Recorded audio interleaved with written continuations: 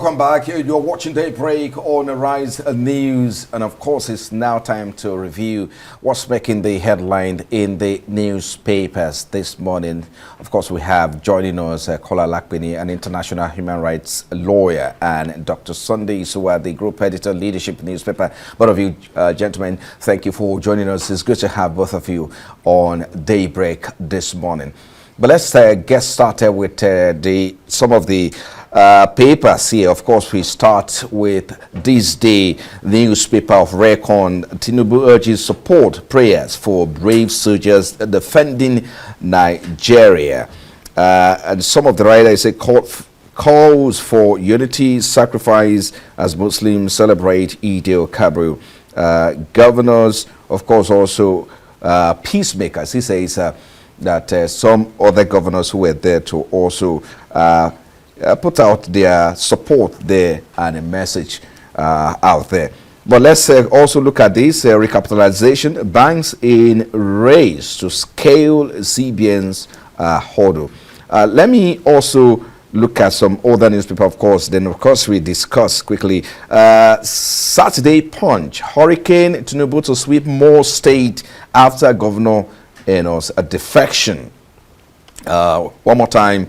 Hurricane Tinubu to sweep more states after Governor Enos defection. And of course, that's the major papers there. And if you look at it, of course, you see that some riders are there with it. Enugu, Plateau, Rivers, Osun may join ruling party. President watches as Akpabio. 9 APC governors welcome. And of course, that's the major headline on the Punch newspaper. And let's also take a look at this one. 2027, the leadership weekend is next. 2027, INEC receives over 100 applications for new political parties. That's it with the leadership. And quickly to Weekend Trust, 2027 questions over Shetima. I'll take a look at that again. Questions over Shetima's fate. There you have it. And of course, some other headlines there also says that Mokwa tragedy, survivors recount harrowing experiences, do defect to APC and not defect to APC, one commissioner resigns. Well, allow them 8 months after reconstruction work yet to begin, because that's the major one there from of course, the Weekend Trust newspaper. The Guardian is said Eid al-Kabir, Tinubu urges prayers for troops, task Nigerians on unity sacrifices. Well, I think that's the major headline there from, of course, some of the local newspaper. But this particular one, let me quickly take this particular one, of course, we had to talking now. Saturday Telegraph now is next. Coalition. Ex-Cross River Governor Imokwe set to emerge interim ADC chair. Promoters relocate to Saudi Arabia to strategize. May unveil new platform after Salah. But the major headline there on the front page of the Saturday Telegraph says insecurity, retired generals, others differ on fencing Nigerian borders. And of course, some of the writers say it's expensive but imperative. Fencing alone can't stop terrorists from entering Nigeria. Drones must be deployed. You can't do that. It's another avenue for wastage. Of course, that's some of the headlines you can get on the front page of the Saturday Telegraph there. But a quick one, let's head straight to some of the major newspaper. Let me come to you, of course, start from, Kola Lakpin, of course, Tinubu is emphasizing on sacrifice and unity at this time. Let me get your opinion. Of course, it's a Salah message, and some will say, okay, perhaps it's a time to put out another message for Nigerians to sacrifice. But again, the question is, how much is the government sacrificing? That's a big question there. So let me start from you, Mr. Kola Lakpini. Yeah, that's it. The government keeps telling us to tighten our trousers, open our belt, make sacrifices. But nobody sees the government making any sacrifice. So that's going to be a major challenge. I mean, I understand the president is spreading a message of goodwill But I don't think the people who are on the other side of that message would really appreciate that. He who goes to equity must go with clean hands, and when they see so much waste in government, driving in long convoys and behaving as if they don't even have any connection with the people, that's going to be a hard message to sell. Let's get your thoughts. Would you like to speak to that? But let me take you away from there completely, Iswa. Yes, of course, the next one, which is Punch, is that Hurricane Tinubu to sweep more states after Governor Edo's defection. That's coming from Punch. Of course, Governor of Akwa Ibom reportedly, of course, we saw that he defected from PDP already. It's no longer news, and some of his commissioners are already resigning. But the big question is whether Tinubu is building a national legacy or consolidating a political power. How do you react? Yeah, in January, we did an exclusive story that about 5 governors will join the ruling party, and we have seen that coming to pass. About 3 of them have joined now, and just as the newspapers are reporting these days, more of them are joining the ruling party. But I think it's because of this allegation or this issue of Southern presidency. You hear Chief Bodejo saying that, okay, the PDP will zone its tickets to the South.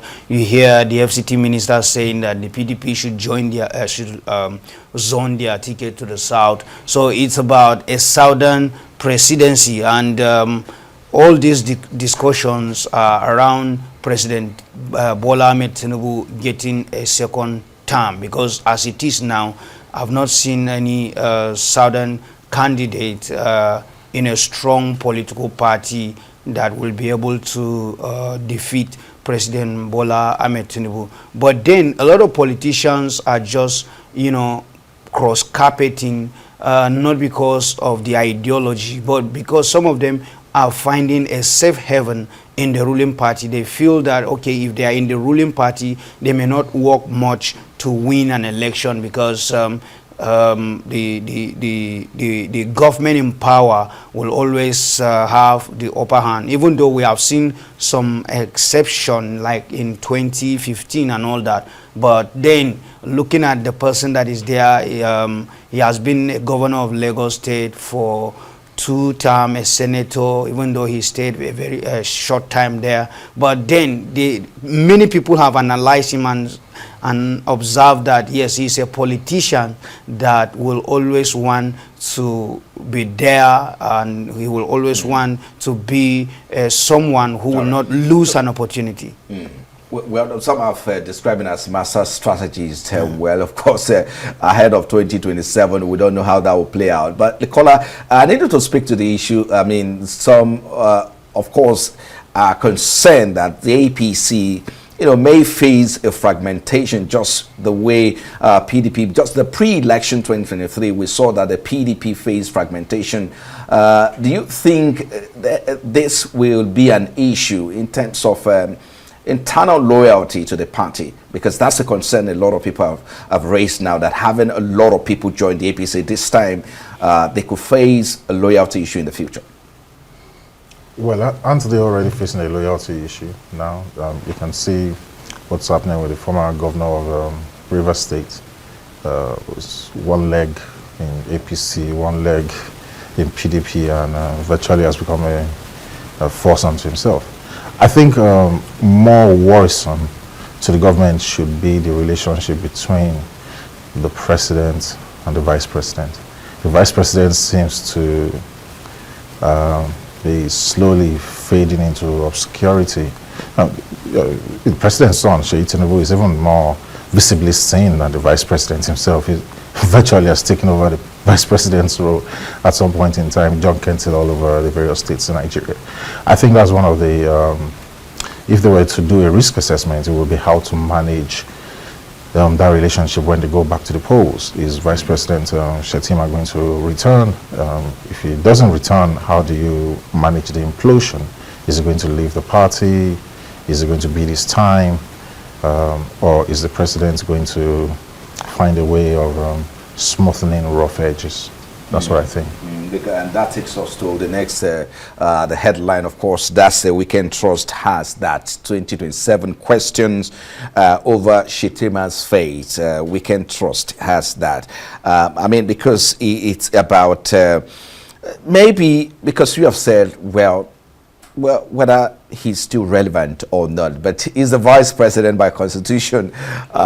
People still see him as being relevant, but relevant ahead of 2027 is another question. Would you like to, react to that, Sonny? Yes, the vice president is very relevant. You don't expect a vice president to outshine the president. The vice president, he's carry on with his duties, doing his background jobs and all that. The vice president have done a lot. I'm telling you, there are some areas in the north that we are predominantly PDP, but then the vice president have ensured that these areas have gotten dividends of democracy, federal institutions and all that, and the song around those places is now changing. People are not talking about issue of Muslim ticket again. People have seen that yes, the leadership of President Bola Ahmed Tinubu is carrying almost everybody along, and so seeing the son of the president, than the vice president, it doesn't mean that the vice president is not playing his role. The son is just following his father and is out of an executive duties. I remember some months ago, I published a story where the Sheyi was saying that no, he has never taken the job of the vice president, and I quite agree with him, because he is following his father, and wherever his father is going, the vice president cannot be there. So two of them cannot be in the same place at the same time. Yeah. But again, people have also questioned the fact that lately the vice president role have been perhaps relegated to the background. So that's just an allegation, honestly, because see, the role of the vice president in the constitution, he cannot outshine the president. Yes, so that's his role. Of course. Well, if I may just comment. Okay. It's fine to have a vice president on paper, constitutionally. The question is whether he's being perceived in that light. And when feedback comes from the streets and people are talking, I think we should listen carefully. If you say the role of the vice president is as delegated by the president, I agree. But what is the role of the president's son? He has no business in government. Right. He has no business. Even his father had given an order once for him not to be allowed into the Federal Executive Council. I don't know what happened. Maybe that order has now been overruled. But Nigerians want to see people who they elected. And you can see the fiasco that, if I can relate to what's happening in America, where a lot of people were complaining about Elon Musk and his role in governance, right, and DOG, and you can see there's a spectacular fallout, okay, between the richest man in the world and the most powerful man in the world. I think, of course, the issue is about his the uncertainty that currently surrounds his role ahead of the 2027. Of course, is a big question. I'll continue to watch things unfold. But let's head to the next paper now. Saturday Telegraph is next, and this says that insecurity, retired generals, others differ on fencing Nigerian borders. That's, of course, the biggest story now, which of course talked about whether it is an ideal, maybe should we go that way. So let me hear your thought, because the question is, it's debated about military elite and security experts over whether border fencing can help combat cross-border crime and terrorism. Kola? I think that's the most ridiculous suggestion. I can't believe that some generals sat somewhere and thought that we should start fencing Nigeria. Even America, with all the resources and the riches in the world, they've not been able to fence their southern border with Mexico and etc. I think it's wasteful. I think it's unrealistic. Even the institutions which we have within Nigeria, have we finished fencing them and making sure they're safe? I think it's just it's going to be a white elephant project. We need our resources within Nigeria Technology can resolve this. Use of drones, use of good old, intelligence amongst the security forces. One thing we have to understand and we have to acknowledge is our security forces have been compromised. Just a few years ago, when the previous administration were there, and they would keep on saying, you arrest terrorists and then you reinsert them into the Nigerian armed forces. That's preposterous, and that's one of the reasons why we are where we are, because we have been infiltrated by people who are not supposed to be there in the first place. Interesting. All right, because of our time, let's head to the UK now. Take a look at the Daily Express. The big one there says, Kemi, Britain being mugged in asylum claims mess. We'll get back to that in a moment. The Guardian is next. Russia is at war with us, warns defense advisor.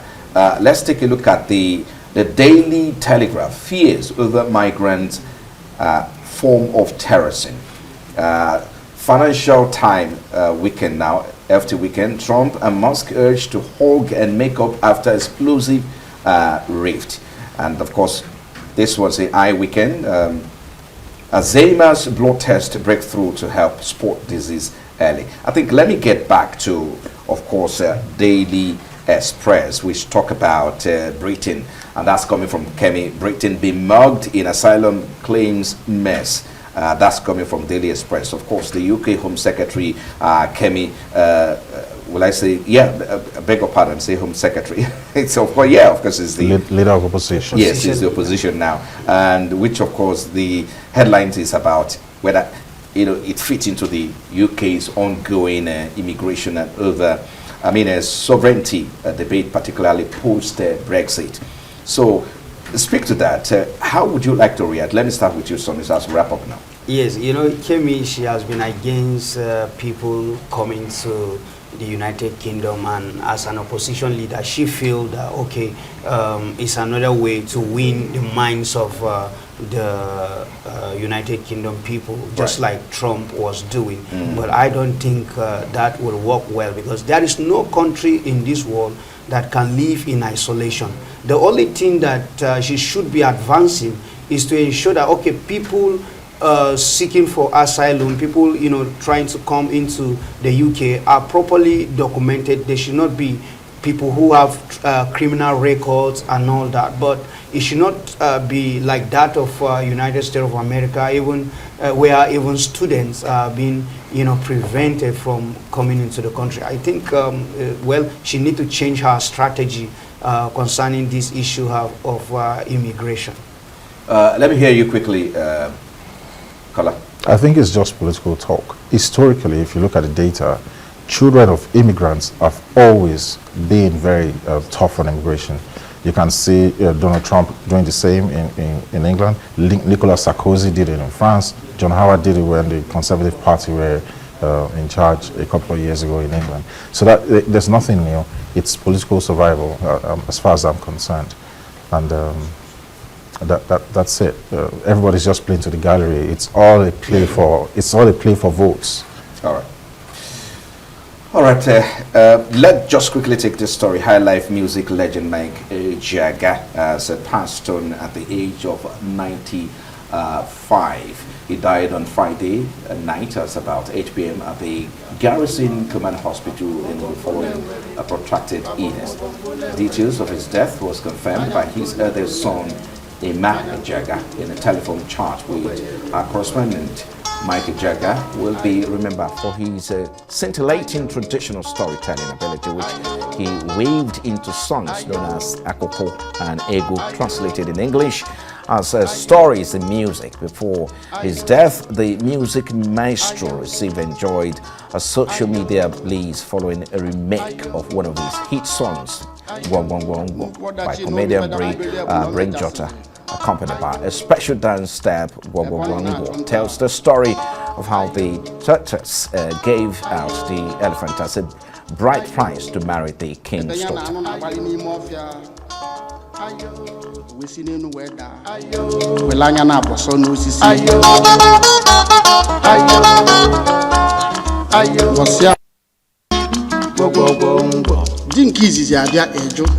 nke Igbo abịa Edo, nke taa abịa Edo, nke na-abịa Edo, di nke izizi abịa Edo, nke Igbo abịa Edo, nke taa abịa Edo, nke na-abịa Edo. Ya chọkwa ụmụnne niile nke taa abịa Edo, nke na-abịa Edo. Ya chọkwa ụmụnne niile.